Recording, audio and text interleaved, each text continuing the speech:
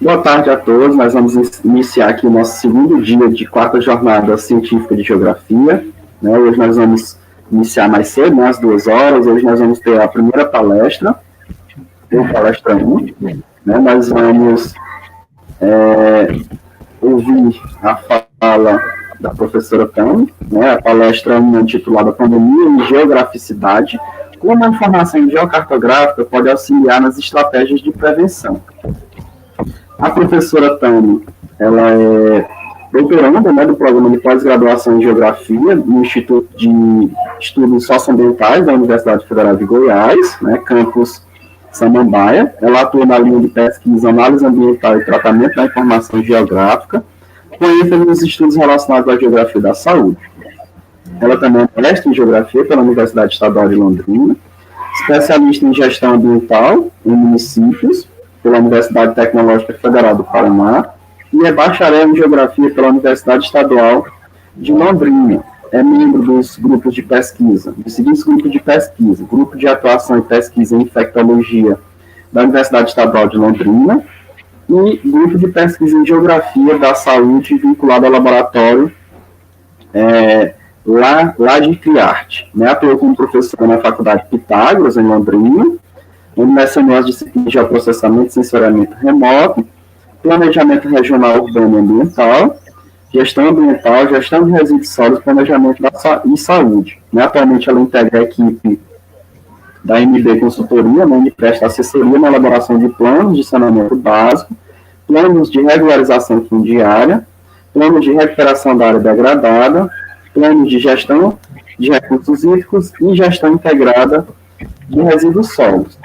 Nós vamos ter também a participação do professor Igor Pinheiro, quem vai mediar a fala da professora Tami, e nesse momento concedo a palavra ao professor Igor, antes vou fazer uma rápida apresentação dele. O professor Igor é colega de mestrado na UFP, foi colega de mestrado na UFP. Ele atualmente é doutorando na mesma universidade da professora Tami, na Universidade Federal de Goiás. Ele atua nas linhas de ensino e aprendizagem de geografia, mestre em geografia pela Universidade Federal do Piauí, onde atua na linha de pesquisa em educação geográfica.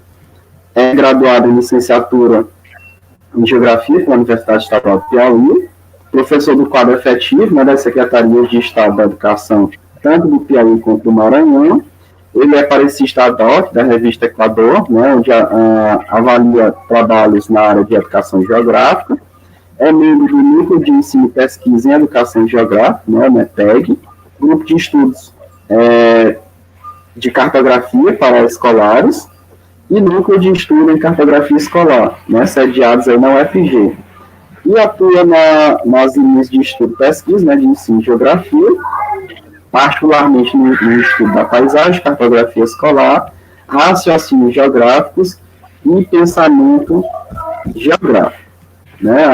Feita a parte mais burocrática da apresentação, nesse momento eu concedo a palavra ao professor Igor para mediar a palestra da professora Tami. Fique à vontade, Igor.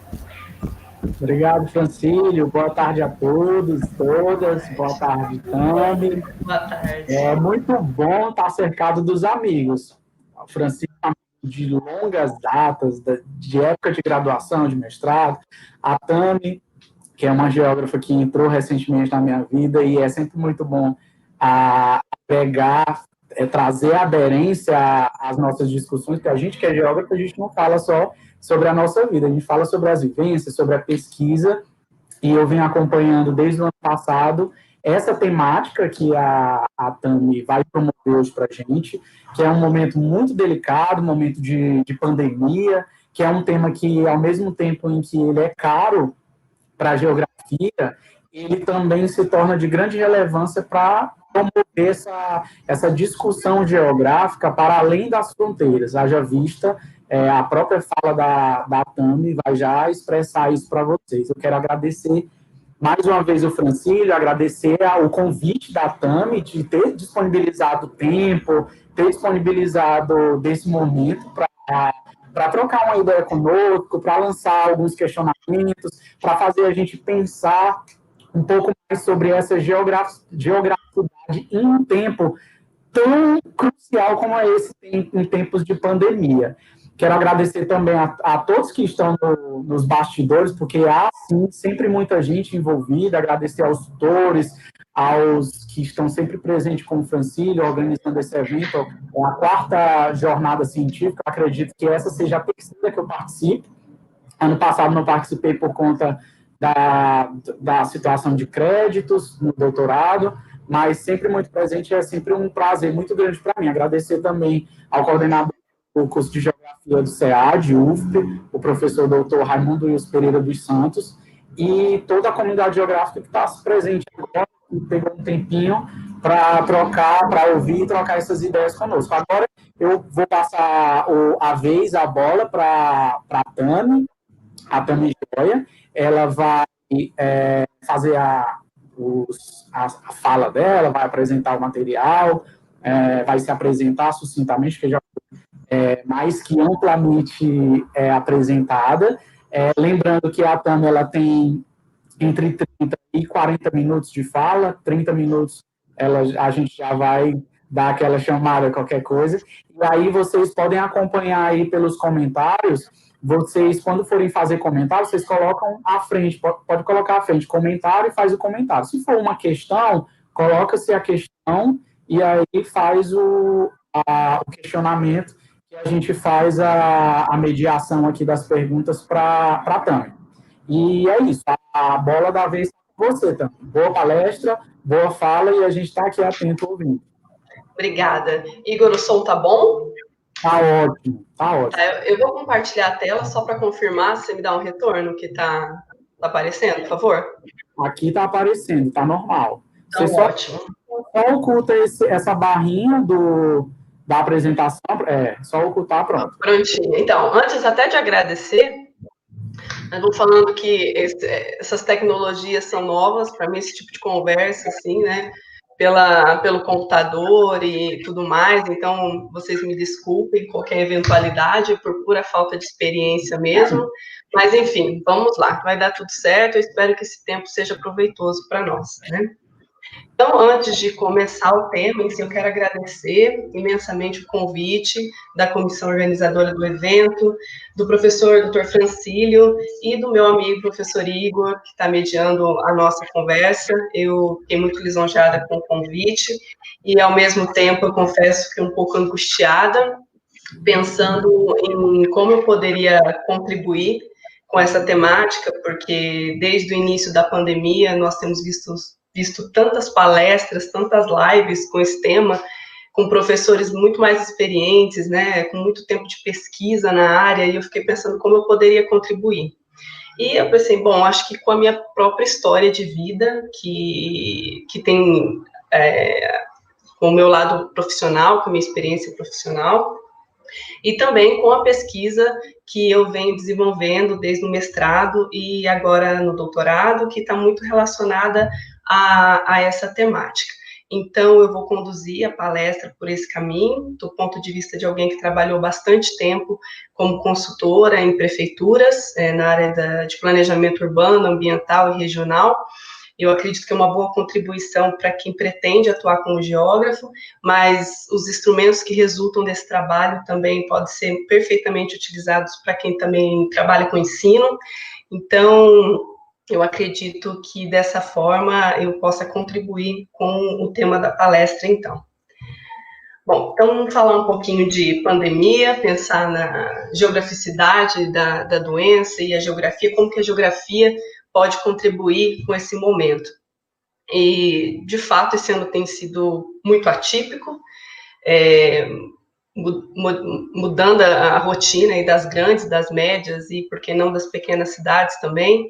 Essa doença, ela chegou rapidamente, foi se alastrando, o cenário principal das áreas, das capitais dos estados, depois para o interior, os municípios mais no interior dos estados, e cada município tem se manifestado de uma forma, tem reagido de uma forma, mesmo porque cada cidade tem o seu movimento, tem as suas características, tem recursos ou não para se planejar diante de uma situação dessa.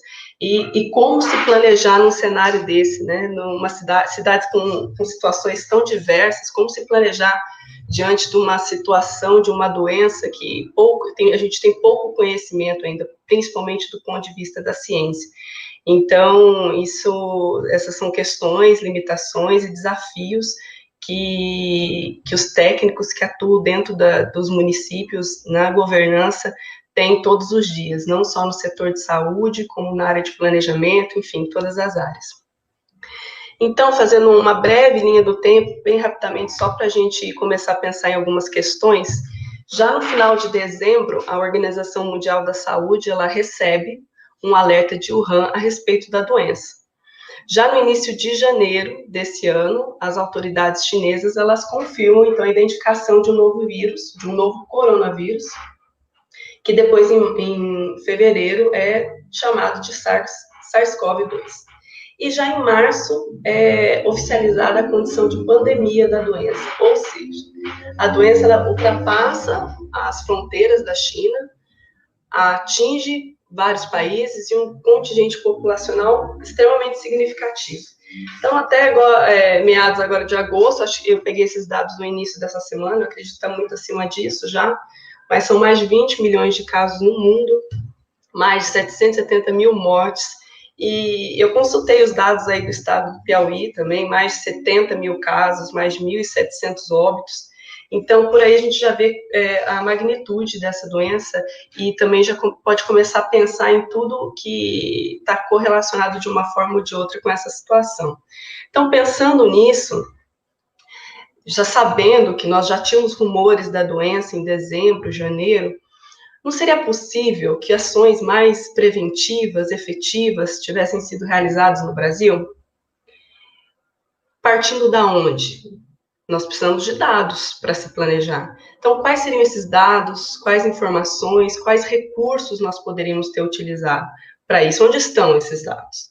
Eles estão disponíveis? E qual a qualidade desses dados?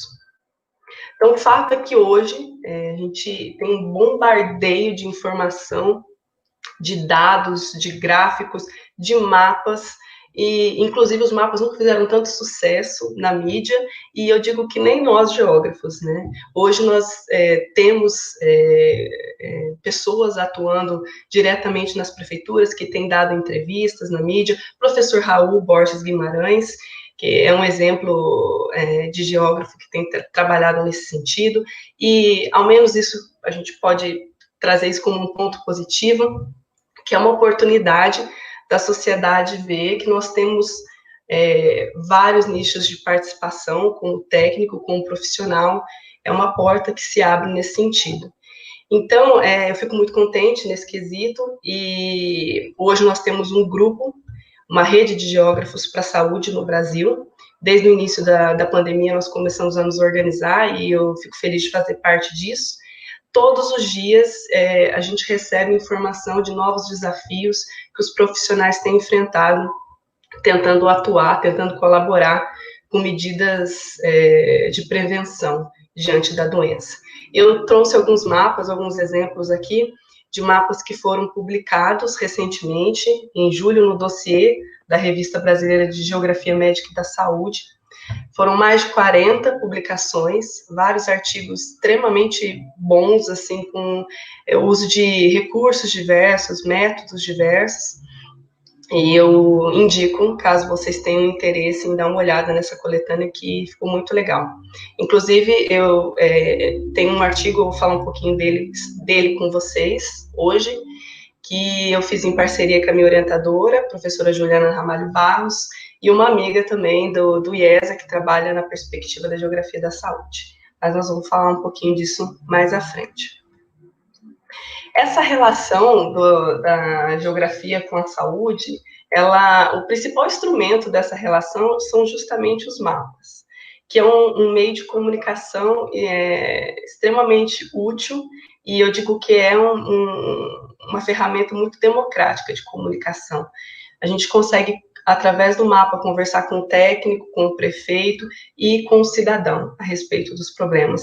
E a partir do momento que a gente coloca o problema e a pessoa se sente no lugar, se vê naquele lugar, é muito mais fácil a gente pensar em ação e pensar em conscientização.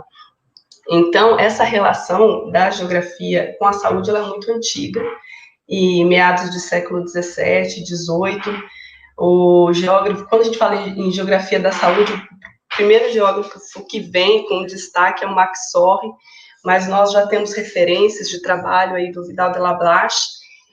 Vidal, ele traz já uma perspectiva de gênero de vida, não, além dessa relação causal de doença com o ambiente, com o clima, mas já pensando numa perspectiva social. Nós temos exemplo também do Jean Bruns, o Max Sorre na escola francesa, o Jacques May na escola norte-americana, o Pierre Georges.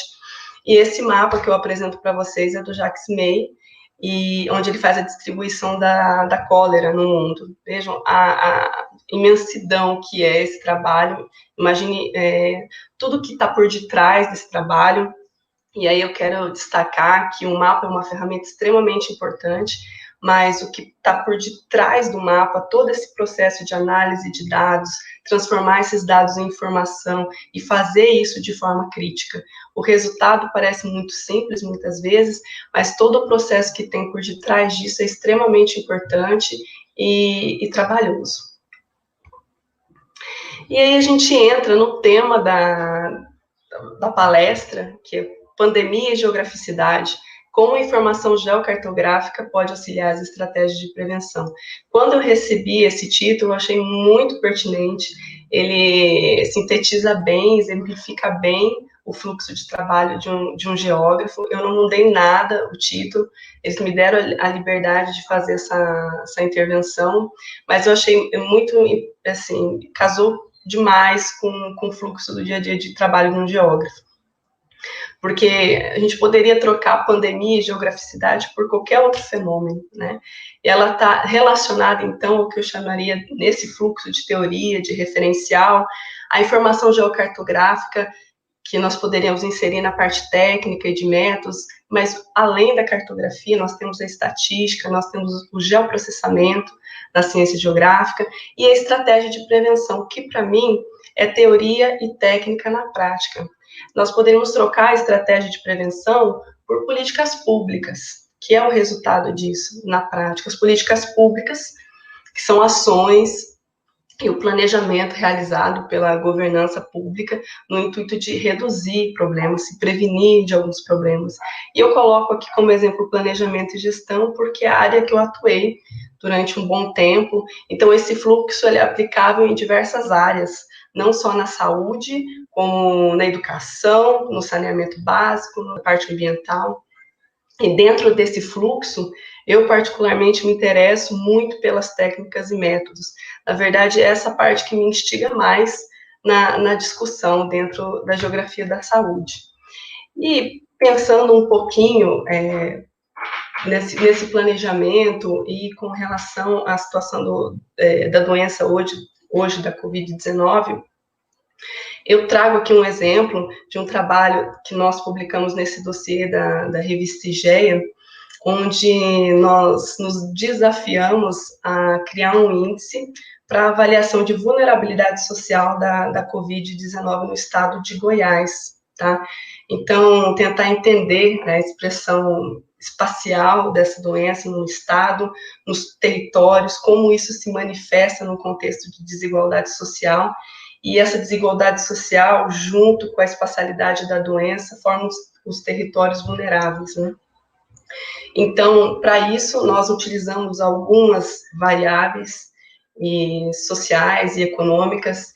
Esse é o meu trabalho, desde o meu mestrado, eu trabalho com índices e tenho trazido isso para a tese também. Então, bom, esse trabalho foi feito em abril, então a gente tinha pouquíssimas informações. Vocês vejam que ainda naquele momento tinham poucos casos mapeados no estado. A gente considerou também o Distrito Federal na análise, mas nós tínhamos poucos dados, então nós trabalhamos naquele momento com o que nós tínhamos de referência, principalmente com relação às variáveis. E aí, das variáveis que nós utilizamos, tem as principais, né, só para citar algumas, a porcentagem de população acima de 60 anos, os domicílios com situação inadequada de abastecimento de água, a condição também de proximidade ou não das rodovias, a porcentagem de população em situação informal de trabalho, total de internações por doenças que naquele momento já eram consideradas mais vulneráveis à Covid. Então, nós trabalhamos com 13 variáveis e eu testei uma técnica para inferência dessas variáveis, para predição dessas variáveis, que é uma técnica que já tem sido muito utilizada na geografia, mas mais presente na área física, na geomorfologia, no sensoramento remoto, e o meu desafio na tese de doutorado é testar esses métodos, essas ferramentas, mas agora para o lado da ciência, da geografia mais humana, na geografia da saúde. Então, eu testei 2 algoritmos de Machine Learning, o Random Forest e o XGBoost. Como resultado, foi bem interessante, as 3 principais variáveis de destaque quanto à vulnerabilidade social no estado, foi a porcentagem de população em condição de trabalho informal. Naquele momento, isso foi bem interessante, eu pesquisei um pouco mais a fundo isso, hoje nós temos cerca de 40% da população do Brasil nessa condição, e a gente vê como essa população tem sofrido nesse momento de pandemia, por conta do isolamento social, pessoas que trabalhavam de forma autônoma e que se viram numa situação de desespero, porque não tem, além de tudo, ainda não tem a sua renda. Segunda variável mais significativa foi a população com renda de até 2 salários mínimos, incluindo nessa variável as pessoas que não tinham renda nenhuma naquele momento, e o quadro de total de internação de população em situações de vulnerabilidade, dada algumas doenças, como tuberculose, doenças cardiovasculares, que são mais vulneráveis já à Covid, tá? Então, foi um trabalho bem interessante. Eu até questiono vocês, porque a gente poderia, faço alguns questionamentos aí para vocês pensarem, se a gente poderia utilizar essa metodologia que eu usei numa escala diferente, de repente numa escala regional, estadual, intramunicipal. Como eu não posso olhar para vocês e ver a reação, muito menos esperar as respostas, tá? Eu, de antemão, já digo que eu teria uma dificuldade, que nós teríamos uma dificuldade, que é a questão das variáveis. Tem variáveis que eu utilizei que estão disponíveis hoje em banco de dados, a nível municipal, mas que eu não tenho a nível intramunicipal, ou seja, numa escala de bairros ou de setores censitários. Então, aí eu já enfrentaria um problema, um desafio, que seria adequar a minha metodologia.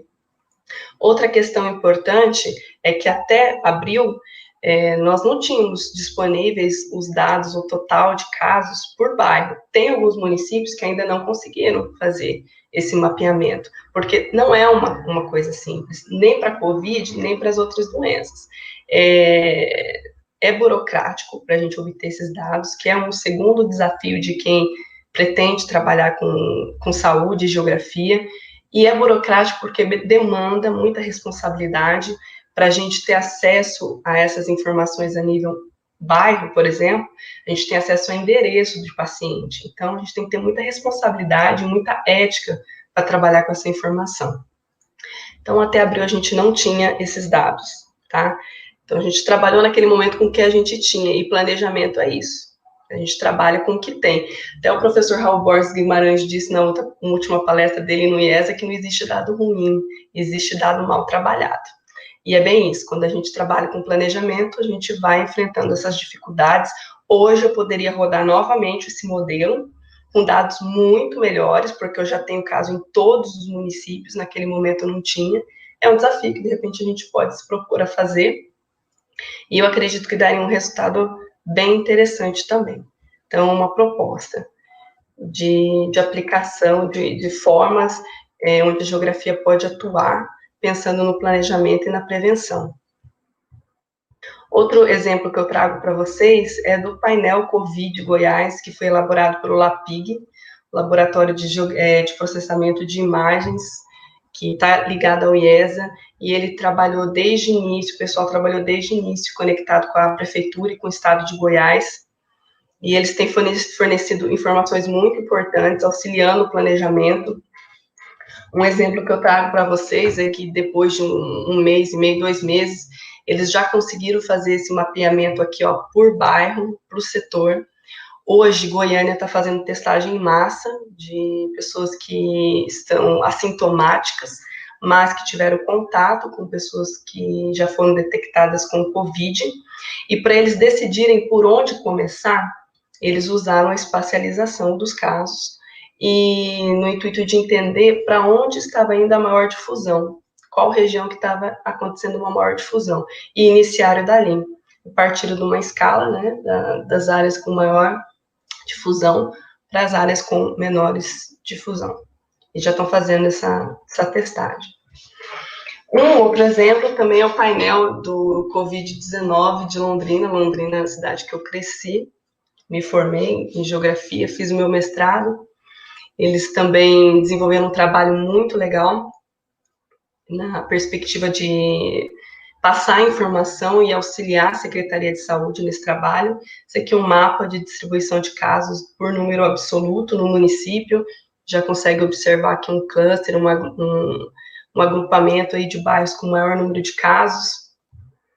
Eles também disponibilizaram por paciente, por endereço, com classificação da condição desses pacientes, se eles estão em isolamento, se vieram a óbito, se já tiveram cura, né, dentre outras informações. Desses pontos, nós também podemos transformá-los em mapas de difusão, que eu acredito que eles tenham usado a técnica de Canyon, mas podem ter usado outros interpoladores também. Eu trouxe esses exemplos, tanto do LAPIG quanto lá do painel de Londrina, porque tem geógrafos envolvidos nesse projeto, tanto no LAPIG quanto lá na prefeitura e tantas outras prefeituras. Eu trouxe aqui esses exemplos só para a gente pensar um pouquinho e conversar nossa atuação. E eu trouxe uma fala da Maria Angelina, que é a geógrafa da equipe de Londrina, onde ela disse assim, que as informações do painel podem auxiliar os profissionais de saúde na contenção da pandemia, servir como fonte de dados para pesquisadores, pois em cada território a Covid se manifesta de uma maneira diferente. Então, a partir desse painel, os serviços de saúde podem observar melhor o seu território, implementar ações preventivas que podem ser de informação e conscientização.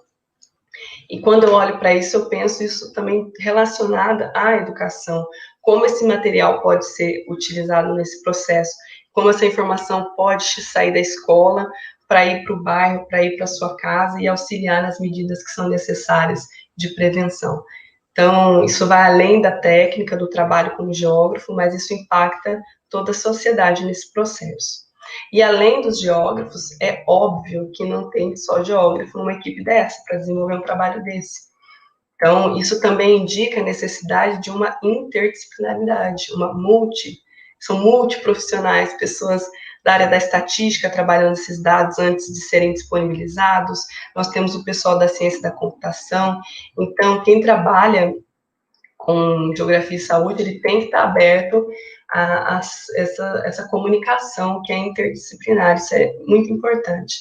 Então, tudo isso, todo esse processo, todas essas ferramentas, o próprio mapa, ele não se torna mapa se não tiver dados, né? E isso também é um outro ponto positivo desse momento, que eu vejo como isso tem ficado claro, a importância da gente conhecer a realidade da nossa população, a diversidade, nossas limitações, e para isso a gente precisa de censo demográfico, do censo demográfico feito com qualidade, de 10 em 10 anos, mas esse ano a gente já teve o cancelamento por conta da pandemia, existe uma possibilidade de ano que vem não ter esse censo. Isso é extremamente importante, que a gente tenha essa atualização, ter dados de saúde e que esses dados estejam automatizados. Uma Fiocruz, imaginem como a gente estaria nesse momento sem esses órgãos, sem esse pessoal trabalhando, nós estaríamos totalmente à deriva, né? Então, e a gente não tem como trabalhar sem esses dados. Então, é extremamente importante a valorização desses institutos de pesquisa, desses pesquisadores que estão aí desde o início, tentando trabalhar com o que tem para auxiliar todo o planejamento de ações e prevenção. E aí entra a geografia da saúde. A geografia da saúde é uma área de estudo dentro da geografia que procura compreender o contexto social, o contexto do território, e para isso a gente precisa de dados. Essa citação aqui é de um artigo, Geografia e Saúde, o que está em jogo, do Cristóvão Barcelos, do Gustavo do Pascal. Cristóvão Barcelos, que atua na Fiocruz, geógrafo também. A gente precisa compreender esse contexto, porque isso é da geografia da saúde. Nós temos a responsabilidade de entender o território para auxiliar o serviço de saúde. Então, a nossa preocupação é a população, não o indivíduo. O indivíduo fica para o médico, fica para os profissionais da saúde. Nós contribuímos para esse processo compreendendo o território. É muito além de dado, de transformar dado em informação. Não importa a técnica, desde que seja uma técnica adequada, desde que a gente tenha responsabilidade ética com a manipulação desses dados, com a análise desses dados. Nós temos essa responsabilidade porque, dessa forma, nós auxiliamos a saúde. Isso é muito valorizado no setor de saúde, poucas pessoas sabem disso, mas a gente tem uma participação muito efetiva. E agora isso está ficando mais evidente ainda. E aí, já conduzindo até para o final da minha fala, acho que eu fui até rápido, não sei quanto tempo, mas é possível que ainda passemos por isso novamente, por uma situação como essa novamente. E é necessário, eu vejo que, do meu ponto de vista, é necessário que a geografia também, como ciência, se movimente nesse processo. Não é fácil compreender as particularidades, os problemas de saúde, sua relação, né, com a globalização, com a expansão do capitalismo, com a precarização do trabalho, com a vulnerabilidade. Isso demanda uma visão ampliada. E o que eu penso quando eu vejo uma visão ampliada? A gente está aberto a uma estatística, a um geoprocessamento, a uma cartografia. Eu vejo que muitos alunos na geografia meio que têm um medo, um receio dessas áreas, mas essas áreas proporcionam ferramentas que facilitam bastante o nosso trabalho, otimizam o trabalho, principalmente quando a gente fala em escala municipal, extremamente importante, claro, sem perder de vista a análise crítica, que a gente trabalha isso 4, 5 anos dentro da geografia, para isso que a gente estuda tanto tempo, para ir além de método, de ferramenta, mas para ter essa análise crítica. Então, estar aberto aí, né, e a essas outras áreas, porque os desafios são imensos. Nós temos poucos técnicos, infelizmente, dentro desses setores dos municípios, são poucos dados, alguns dados inconsistentes, subnotificação. Como técnico, a gente tem um desafio diário de tentar escolher qual a melhor escala, o melhor método, e ter que estar se especializando, e a ciência anda rápido, é tanto artigo publicado, é tanta informação que a gente nem consegue acompanhar. E tem outra questão também importante quando a gente pensa em planejamento e prevenção, é que a gente não tem uma bola de cristal para adivinhar o que vai acontecer. Então, faz parte esse processo de teoria, técnica, com prática e monitoramento, e erro, e avaliação, e volta todo esse ciclo, isso faz parte, e só acrescenta, a gente só amadurece nesse processo. O fato é que nós temos pouco, mas nós precisamos trabalhar, porque a demanda é grande, o cenário de risco também é grande, e existem pessoas em situações de vulnerabilidade que esperam isso do nosso trabalho. Já terminando, concluindo a minha fala, eu penso que estratégia de prevenção exige método, discussão crítica e ação. E essas duas últimas variáveis, elas já indicam a necessidade de uma construção que é coletiva, então, e não individual. Então, a gente precisa de interdisciplinaridade. E quando eu falo da gente buscar novas técnicas, se especializar em algumas técnicas, como a estatística, como o geoprocessamento, Eu não estou dizendo que a geografia tem que se apoderar de espaços que não competem a ela, mas a ideia é integralizar a comunicação, porque isso é essencial. E a gente está vendo isso considerando a magnitude, a complexidade desse cenário durante essa pandemia. Então é isso. E muito obrigada. Estou aberta agora para as discussões, Igor.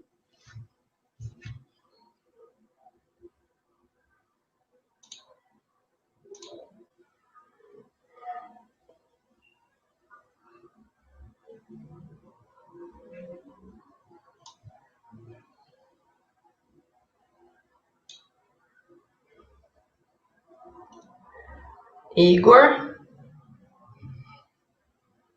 Acho que vamos falar.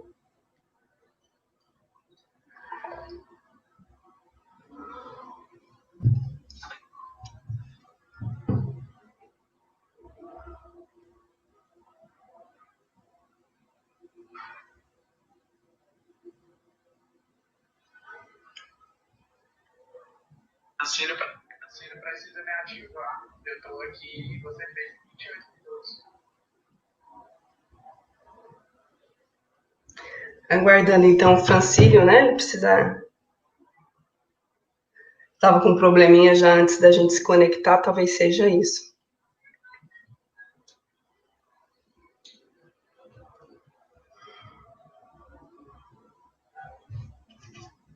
Só um minutinho, pessoal. Tenham um pouquinho de paciência. Enquanto o meu amigo Igor não aparece, então vamos improvisar. Enquanto ele não volta aqui, vou falar um pouquinho da minha tese, do meu trabalho que eu estou me propondo a fazer, né, essa tese, que continua sendo nessa área, trabalhando com índices. Por que eu me interesso tanto por índices? Porque é muito comum, quando a gente desenvolve trabalhos dentro de prefeituras, a gente criar mecanismos de síntese para diagnósticos de situação e também formas de monitoramento de ações. E os índices são muito utilizados nessa perspectiva. E eu sempre me questionei isso, se eram índices eram adequados, se era a melhor metodologia a se utilizar. Isso foi me conduzindo para o mestrado e depois agora para o doutorado. Agora, no doutorado, eu pretendo trabalhar com doenças negligenciadas. O que são essas doenças negligenciadas? São doenças com pouco investimento em pesquisa, em fármacos voltados para essas doenças, como a hanseníase, a dengue, a leishmaniose, a leptospirose, tá? Então, posso concluir, Igor? Pode concluir, André. Eu só vou pedir para você fechar a tela da sua apresentação. Sim. Stop screen, certo? Isso, garota, muito bem. Por isso eu tô só interrompendo brevemente, mas você vai continuar à vontade, em relação ao tempo. Já eu volto, mas aí eu estou já acompanhando a galerinha aqui pelo celular no YouTube. Vocês vão colocando os comentários e as explanações que vai aparecendo aqui, que já eu abro o bloco das perguntas e também dos comentários. Você pode finalizar agora sua fala também. Tá. Eu estava exemplificando, né, quais são essas doenças negligenciadas. A hanseníase, que se fala muito pouco, as pessoas não conhecem hanseníase, mas às vezes não com esse termo, mas se eu falar lepra, todo mundo sabe do que eu estou falando. É uma doença muito estigmatizada ainda. Nós somos o segundo lugar no ranking mundial de casos de hanseníase no mundo. A gente perde, estranho, né? Mas a gente está abaixo só da Índia em casos. Então, a minha proposta é criar um índice integrado de determinantes sociais para essas doenças aqui no município de Goiânia.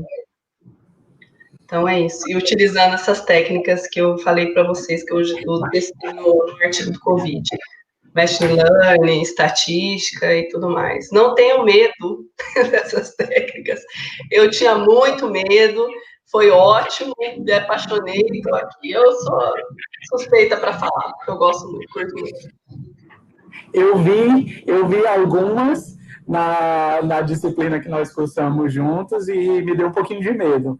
Mas tem uma aí da geografia, do geoprocessamento, da cartografia, enfim, que encara que precisa, como você mesma lançou, Tami, essas inquietações, que não é fácil, o trabalho de pesquisa não é fácil, e ainda mais trabalhando com dados que, sendo uma pesquisa que, para o seu pleno desenvolvimento, para a plena capacidade reflexiva e também de análise geográfica, fica à mercê da produção de dados por terceiros, né, como você mesmo colocou. Então, eu vou fazer, enquanto vai chegando os comentários e as perguntas, a galera tá tímida, né, mas vão mandando aí que tá chegando. Ou não gostaram, ou eu não me fiz clara. Gente, eu estou começando nesse processo online. Você se fez tão clara que zerou que... Você me ouve, Tami? Ao Francine, você consegue me ouvir, tá? Eu estou conseguindo ouvir você, um trator, tá ouvindo, Tami? Bastante.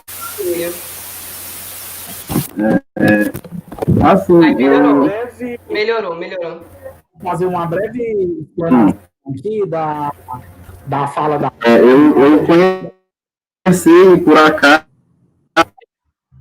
assim, eu vi que não tem muitas perguntas, eu gostaria de fazer uma pergunta, né, a respeito detalhado o áudio está técnica, né? A gente não está conseguindo ouvir. Utilizou os dados que você utilizou na produção daquele artigo. Inclusive, vou me basear.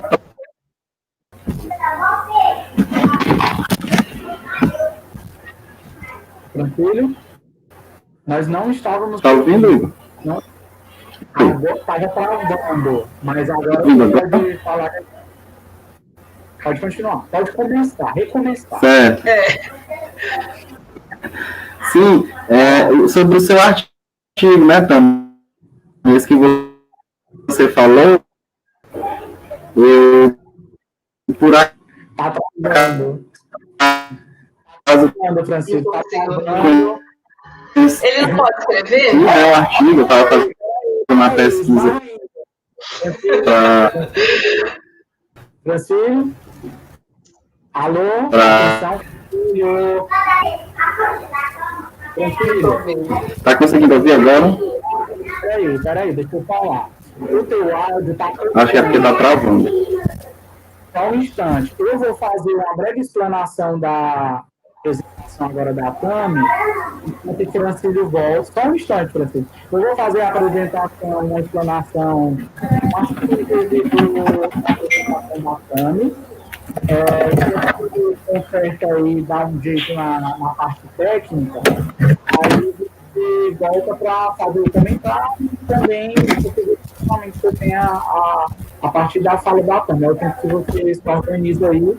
E também a galera que está participando do YouTube, tem uma galerinha aqui, vários polos, né? Depois mandar um alô para a galera, os polos de Tainópolis, tem Luiz Correia,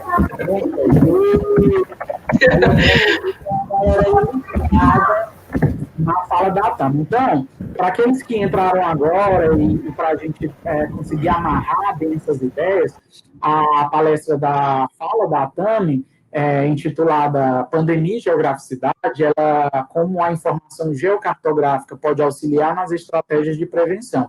Então, inicialmente, foi interessante que a Tami, ela já começou a estar na linha do tempo da Covid, que embora nós estejamos partindo para o 7º mês de doença, de pandemia no Brasil, oficialmente no Brasil, né, ela já cometeu no mundo inteiro mais de 20 milhões de pessoas e, segundo os dados que a Tami trouxe, também mais de 700 mil mortes espalhadas pelo mundo inteiro. Então, a gente fica se perguntando, né, quais são as estratégias, as melhores ações de prevenção?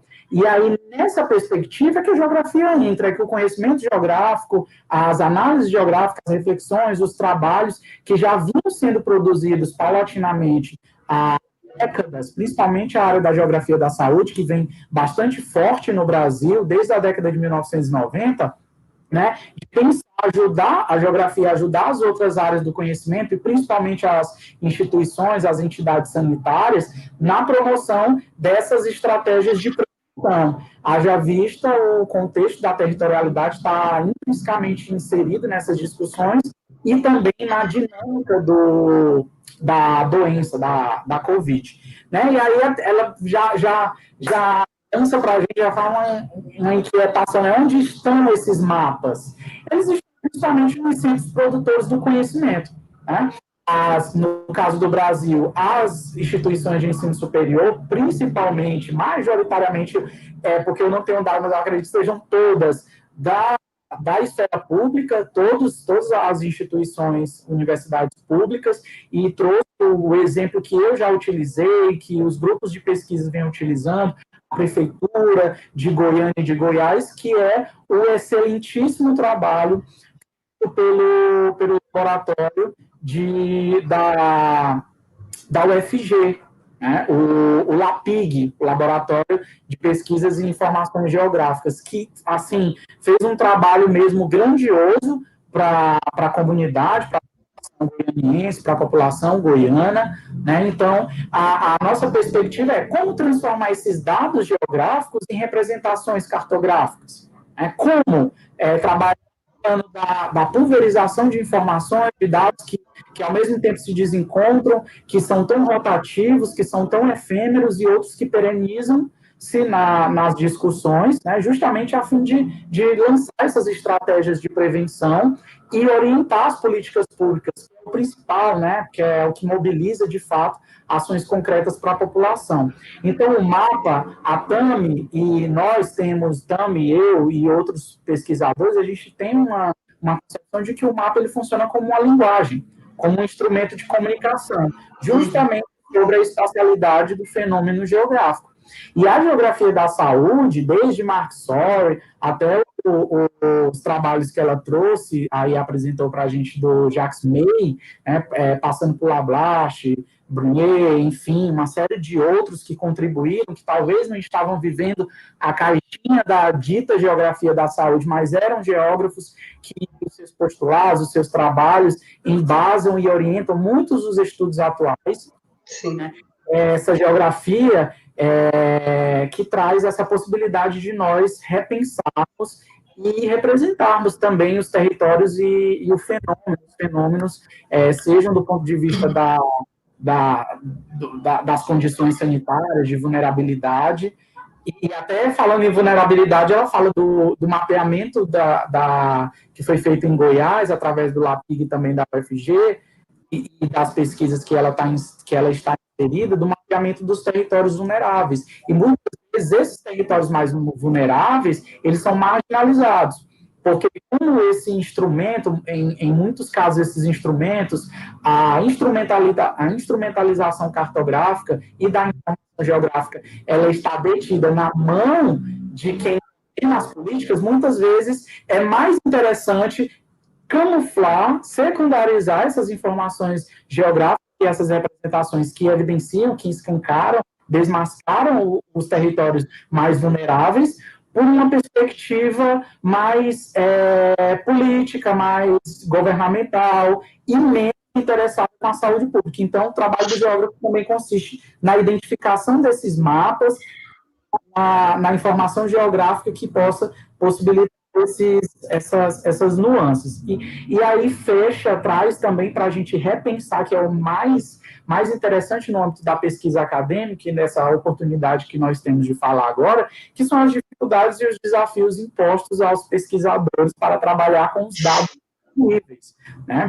Quem trabalha com geoprocessamento, georreferenciamento, quem basa suas pesquisas em dados científicos e da TAMI, do trabalho da TAMI, se embasa em dados de origem sanitária, tem um desafio muito grande, porque essa informação está aí, espalhada, pulverizada, e o trabalho do geógrafo é justamente usar toda essa capacidade, toda essa geograficidade de conseguir reunir esses dados, conseguir organizar, esquematizar, do ponto de vista da sua pesquisa e da sua metodologia, com fins de promover uma análise muito fidedigna, muito qualitativa dessas questões territoriais que são de grande interesse da população.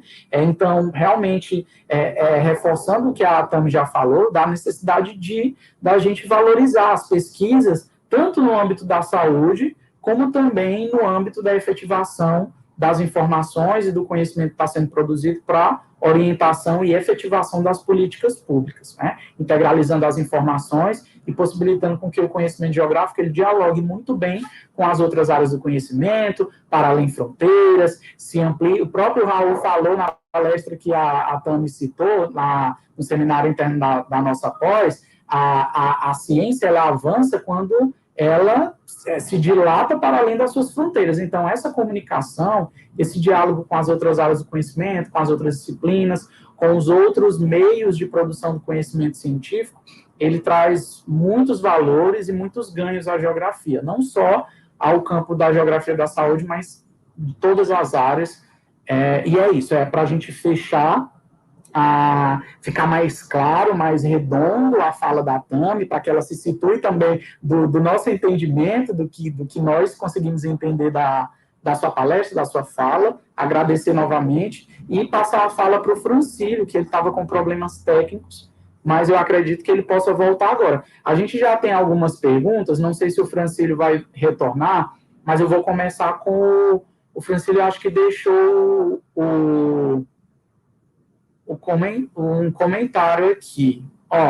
Tem um comentário da Tainá, né, falando do IBGE, um dos órgãos mais importantes desse país, infelizmente muito desvalorizado, e ontem eu estava assistindo a uma matéria do Jornal da Cultura da Noite.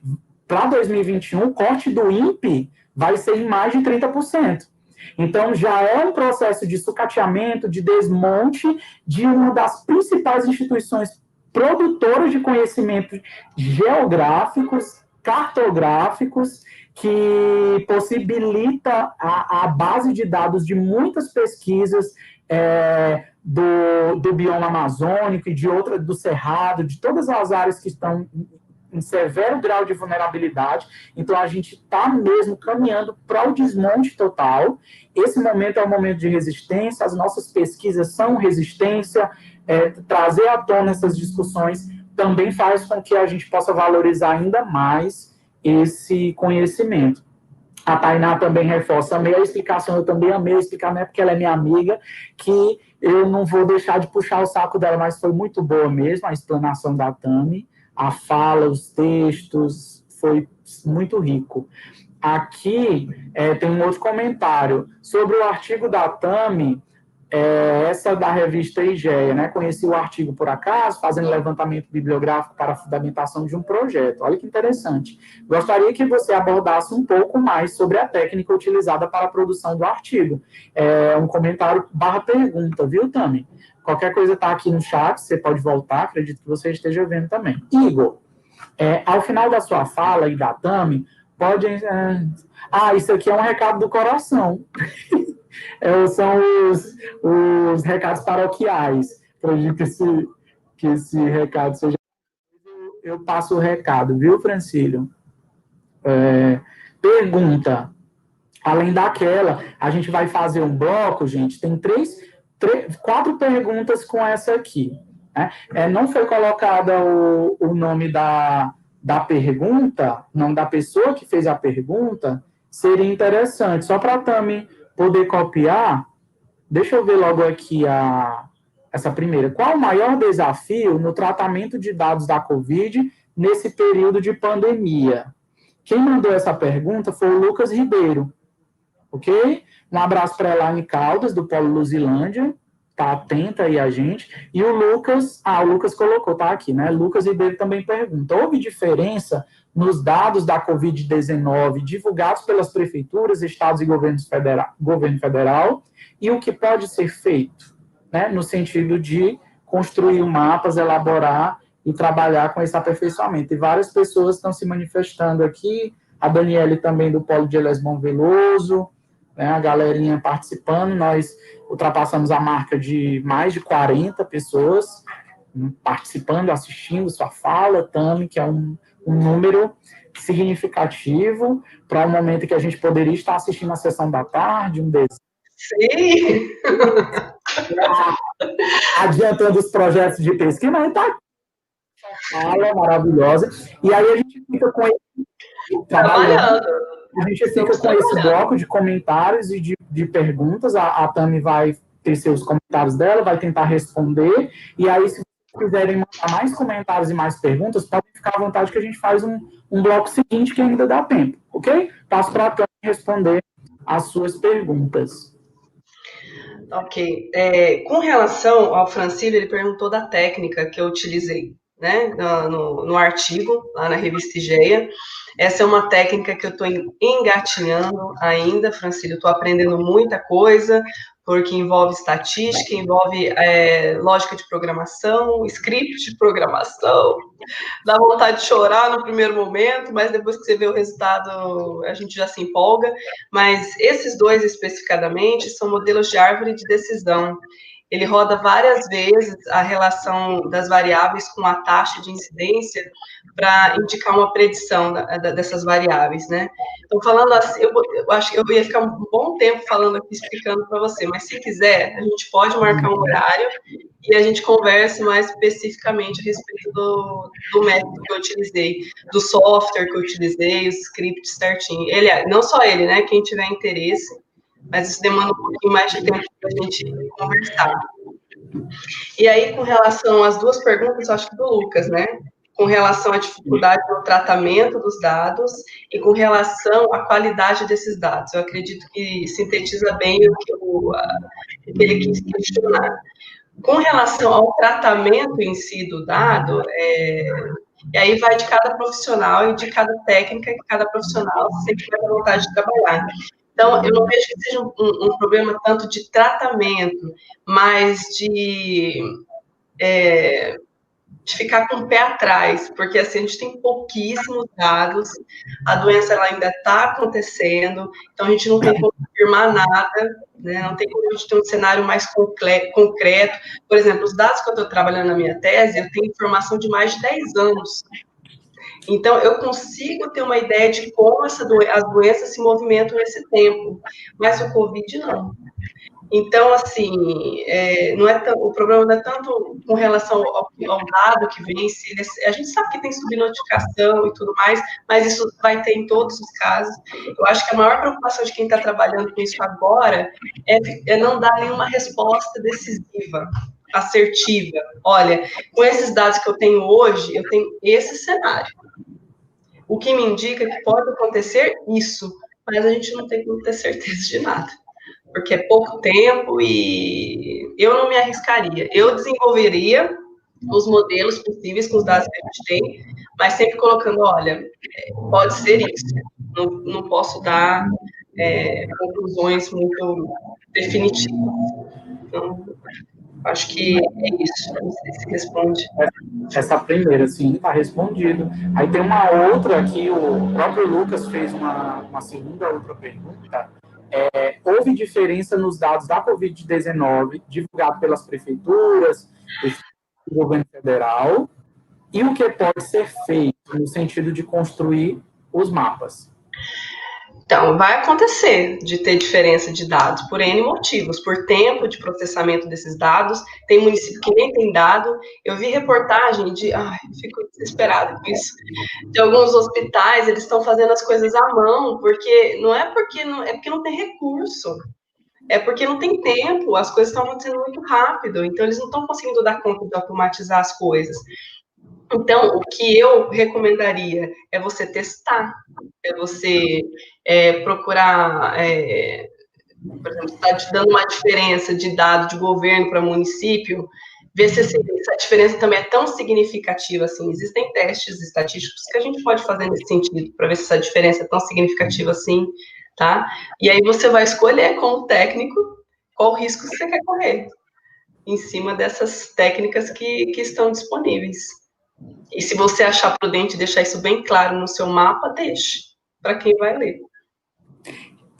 Isso é a ética que nós, pesquisadores, devemos ter, né? A gente tem que ter essa responsabilidade profissional e ética de esclarecer esses pontos, pois muitas vezes, durante a construção do projeto ou a estruturação de uma determinada pesquisa, através de grupos de pesquisas, de artigos e outros tipos de pesquisas também, inicialmente a gente espera que vai encontrar a disponibilidade de determinados dados a partir da publicação de possíveis de alguns órgãos, mas muitas vezes esses dados eles não estão disponíveis. E aí, como fazer? Então, nesse momento, ter a sinceridade de dizer, ó, esperava-se encontrar isso, temos de fato isso aqui e, enfim, bola para frente. Não pegar um dado distorcido e retorcer o nosso modo, a forma como inicialmente a gente planejou. E aí você falando, Tânia, como a gente ainda tem tempo, você estava falando dessa questão do fazer à mão. E realmente a prefeitura de Teresina, que é a cidade onde eu moro, você está em Goiânia, eu estou em Teresina, outras pessoas do Piauí, eu acredito que também talvez tenha alguém do Maranhão também, as prefeituras realmente elas não tiveram tempo de se automatizar. E quando a gente fala automatizar, tem um botão que se clica e pronto, tudo se transforma. A gente está falando de material humano capacitado para construir, elaborar todo esse processo, promover todo esse processo, vai de uma infraestrutura física, operacional, mas principalmente intelectual e humana. Olha, mais uma vez, o reforço da valorização da pesquisa científica, do conhecimento científico, do pleno exercício do investimento nessa área, porque o intervalo da pandemia é de 10 anos. A última grande que a gente teve em 2009, se eu não me engano, a Tânia pode me corrigir, que foi mais, assim, que atingiu mais severamente, né, e de fato convive conosco no Brasil, mas a gente não sabe quando vem a outra. A gente só sabe que vem. O próprio Raul estava comentando, falando de dados geográficos. O Raul, na sua palestra, estava comentando sobre a quantidade de coronavírus que estão presentes na região amazônica. Sim. O equilíbrio que já está sendo provocado, e nós estamos assistindo, nós estamos vivenciando, e nós estamos vendo as políticas públicas direcionarem para isso, né? A gente tem 2.000 possibilidades de o Brasil ser o próximo epicentro do mundo. E a geografia precisa alertar a comunidade, precisa alertar a população. A geografia, que eu falo no sentido do conhecimento geográfico, das pesquisas científicas, do financiamento público, da relevância, porque as políticas públicas de investimento à pesquisa, elas também levam em consideração isso, a relevância do conhecimento que vai ser produzido. Imagina um conhecimento sendo produzido para uma escala global, a nível de Brasil, campo, são feitos por brasileiros, pesquisadores nacionais, mas de uma relevância global. Isso é muito forte. Aí eu lembro, Tami, que você trabalhou em Teresina na parte de saneamento básico, e Teresina está entre uma das capitais que tem os menores valores de coleta, se eu não me engano, no termo geral, nós estamos em 20%. Nós estamos ali, entre as 3 últimas, no pódio das piores, atrás de Belém, apenas, e, se eu não me engano, Macapá, uma cobertura baixíssima. A minha pergunta é, qual era o seu olhar, como era a sua vivência e o seu olhar de dentro da instituição para essas políticas, né? O que os governos locais eles vêm fazendo, ainda mais você que vem de uma cidade que é referência, Londrina praticamente é 100% de saneamento. Praticamente. Eu não ouço falar 100%, né? A gente trabalha com 98%. Porque eu vi esse dado. Londrina é uma cidade polo do norte paranaense, mas que tem 100% de cobertura. Londrina, se eu não me engano, é Londrina e Vitória, que são os top, que estão com 99,9%. E o 0,1% é uma construção, é algo que está sendo ampliado, uma rede está sendo ampliada, ou seja, toda tem cobertura de saneamento. Estamos falando de saneamento. Então, são 100% que recebem a água encanada em casa. Nós estamos com índices baixíssimos. Como é essa vivência de pesquisadora, de quem tem a qualificação da pesquisa científica, mas vivendo o mecanismo interno das instituições públicas que constroem essas estratégias e, de fato, materializam as políticas públicas? Para a gente finalizar a nossa conversa de hoje à tarde. Então, Igor, esse trabalho de Teresina foi a elaboração do Plano Municipal de Saneamento Básico. Para mim, foi um dos trabalhos, assim, ele e o Plano de Regularização Fundiária, que eu participei na região metropolitana de Curitiba, foram, assim, os dois trabalhos, para mim, chave, que me fizeram repensar tudo que eu achei que era certo, que me fizeram ver que só a teoria da faculdade não ia me ajudar, e que eu ia precisar pensar muito, estudar muito mais. Foram 4 anos de trabalho em Teresina, né? Saneamento básico envolve 4 serviços, que é abastecimento de água, esgotamento sanitário, coleta de resíduos e drenagem. Então, você imagina a quantidade de problema que tem em todos esses setores. Naquele período, pensando em 100%, universalizar o acesso a todos os serviços era mais de bilhões por ano de investimento.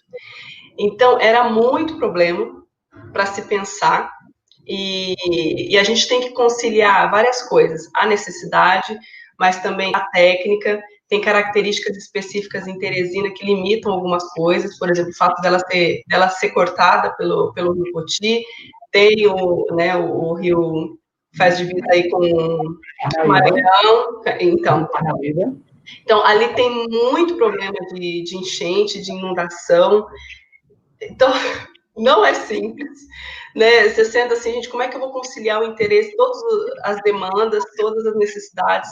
Não é fácil, mas eu, como técnica, foi a oportunidade de olhar assim, para o meu trabalho e falar, é isso que eu quero fazer. Porque eu estou aqui, mesmo que devagarzinho, eu estou fazendo a diferença. Pensando junto com o município em estratégias para atender essas pessoas que são mais vulneráveis. Isso é o que mais me motiva no meu trabalho, o que mais me impacta, assim, é você poder trazer a técnica, a teoria e pensar junto em soluções. Só que não é fácil, é moroso, primeiro porque não tem dinheiro para tudo, não tem recurso para tudo. O município de Teresina tem uns projetos bem interessantes, com recursos até internacionais, mas não tem dinheiro para tudo, não tem como transformar uma cidade em um campo de obra, começar a fazer tudo de uma vez, então tem que ser tudo muito bem pensado, e infelizmente esbarra também em questões que são burocráticas, políticas, tudo tem que passar por comitê, por Câmara de Vereadores, não é E é natural, tem que ter uma fiscalização também, a população. A população, foi ótimo fazer as audiências públicas em Teresina, eu adorava, porque o povo é muito próximo, assim, é muito acessível, então, assim, foi a melhor experiência, uma das melhores experiências que eu tive, mas é um desafio diário, não é fácil, porque envolve muitos setores, né, e questões políticas, enfim, fazem parte extrapola a nossa capacidade técnica e transborda a sua vivência enquanto membro de um corpo técnico e que também não, de fato, não era, por não ser, embora não seja natural de Teresina, você vem de uma região em que alguns aspectos, algumas vivências ali se cruzam, né, as histórias. Então, a gente se lembra disso, né? A gente traz essa vivência. Mas isso, o que você sentiu, que é uma justificativa para a continuidade do seu trabalho, que muitas vezes é justificativa para projetos de pesquisa, para projetos de intervenção, isso faz com que a gente siga pensando nessas outras estratégias para além das políticas públicas também, porque tem muito trabalho bom, muita produção sendo realizada, acontecendo agora mesmo uma amiga nossa, a professora Fabiana, eu acredito, não sei se a Fabiana trabalhou como tutora, também no polo do SEAD, acaba de defender a sua tese de doutorado na Universidade Estadual do Ceará, e fala muito sobre do uso, da ocupação, da área litorânea do Piauí, dos municípios que formam a região da Grande Parnaíba. Tem pessoas aqui que colocaram, que são de Parnaíba, então, mais um conhecimento que pensa, que questiona, que reflete essas orientações, as técnicas, reflete sobre o que há de mais novo e resgate dessas questões mais da geografia, justamente no sentido de orientar, de favorecer essas políticas públicas. Né? Então, o nosso trabalho aqui, a gente muitas vezes se lamenta, pensa que achamos que somos impotentes, achamos que o trabalho solitário da pesquisa acadêmica, da pesquisa científica, ela vai morrer conosco, mas não vai, ela se reverbera de alguma forma. É ótimo quando a gente vê materializado no espaço essa pesquisa. Igor, eu falo essas pessoas... Sim, pode falar. Desculpa. Não, pode falar. As pessoas às vezes perguntavam para mim, nossa, mas você vê resultado do seu trabalho? Eu falava assim, olha, se de cada 10 trabalhos que eu participar, eu tiver retorno, já valeu a pena. E eu vejo muito professor falando isso também em sala de aula. De 40 alunos, se 2, se 3, né? Valeu a pena. Então, vale a pena quando um técnico liga para você e fala, Tami, lembra aquela área que nós estudamos, que nós delimitamos para ser área de preservação ambiental por conta da qualidade da água? Eu escutei isso no secretário de Meio Ambiente. Falei, lembro, enfim. Ele falou assim, olha, o trabalho deu certo, foi aprovado na Câmara e a gente conseguiu transformar em lei a delimitação. Então, assim, pronto.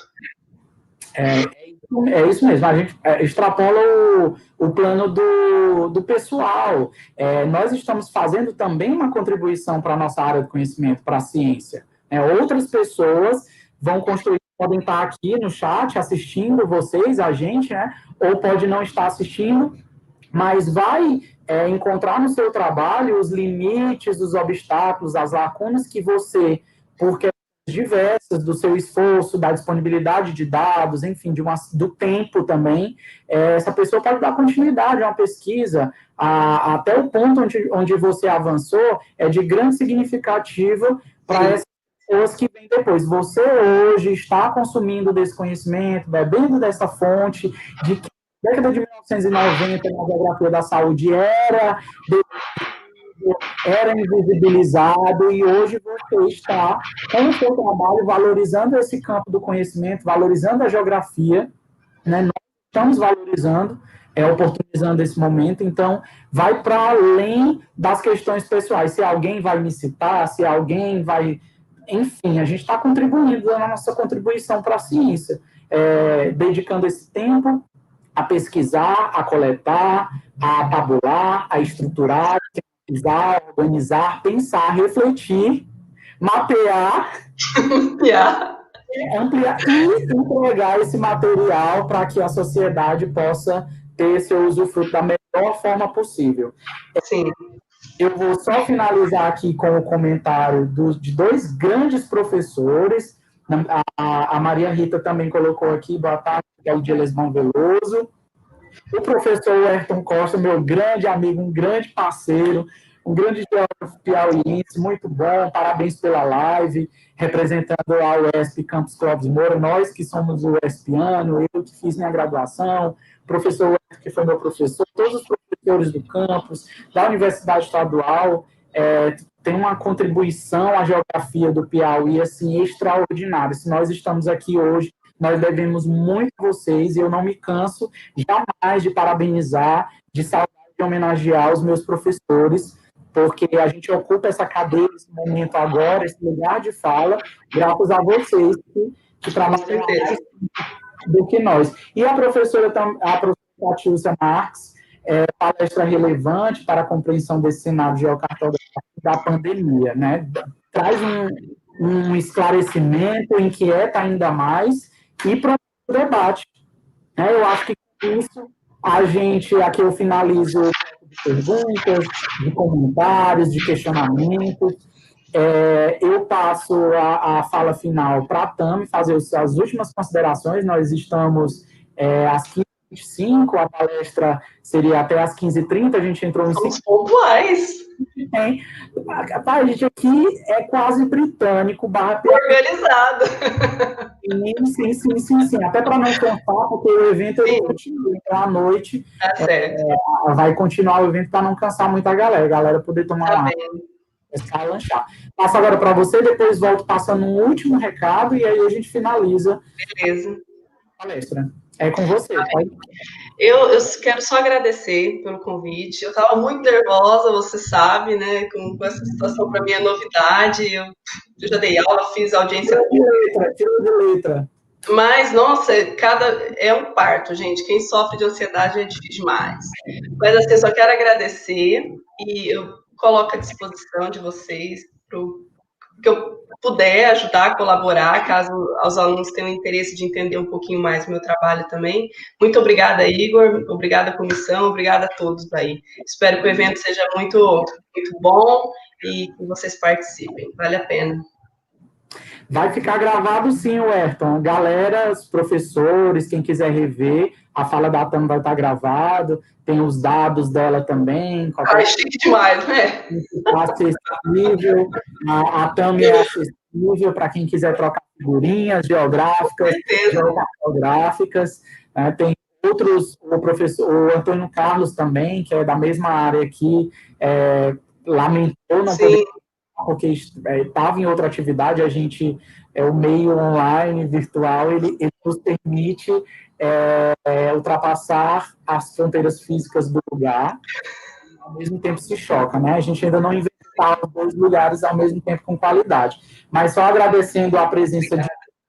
O Ayrton até comentou, né, sobre a palestra, o Paulo Uruçuí, com a Marinete também, a Maiara aqui, agradecer a Maiara que nos ajudou no chat, e a todos os outros que estão saudando a gente. Não saiam agora, porque tem um recadinho final. Eu também quero agradecer aqui muito o momento enriquecedor que a Tami proporcionou para a gente, nos proporcionou. Eu acredito que que tenha sido de muito valor para os alunos tanto do Paulo Cocais, quanto todo o CA de UFP, todos os alunos que fazem parte. A gente sabe da importância desse momento, um momento que a gente não pode parar, e agradecer ao espaço, ao convite, tanto do Francílio quanto dos demais organizadores do evento. Podem contar sempre comigo, presencialmente e virtualmente. Agora que eu aprendi esse negócio virtual, eu acho que eu não vou mais querer ir.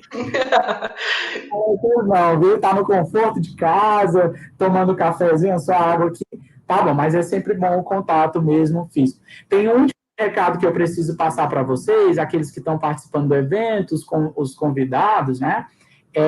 Gente, convidar o público para acessar o link do Google Meet para prestigiar a apresentação dos trabalhos do Eixo 1, Teorias Atuais e Tendência para Estudos Socioespaciais. Eu acredito que o link, Maiara pode até me ajudar, o link vai estar no YouTube, né? Aqui no chat ao vivo. A Maiara acabou de colocar aqui, às 16 horas, dá tempo de tomar um cafezinho, dá tempo de ir ao banheiro rápido, fazer um lanche, ok? E aí eu finalizo agradecendo mais uma vez. Forte abraço. Obrigada, gente. Obrigada. Se ver, se abraçar pessoalmente, presencialmente, o mais breve possível, o mais breve possível vacina, e que a gente consiga superar momento difícil e que a geografia saia mais fortalecida ainda após esse período de pandemia. Ok? Tudo bem? Eu encerro a participação agora. Obrigada, gente. Palestra e até uma próxima para vocês. Tchau. Tchau, tchau.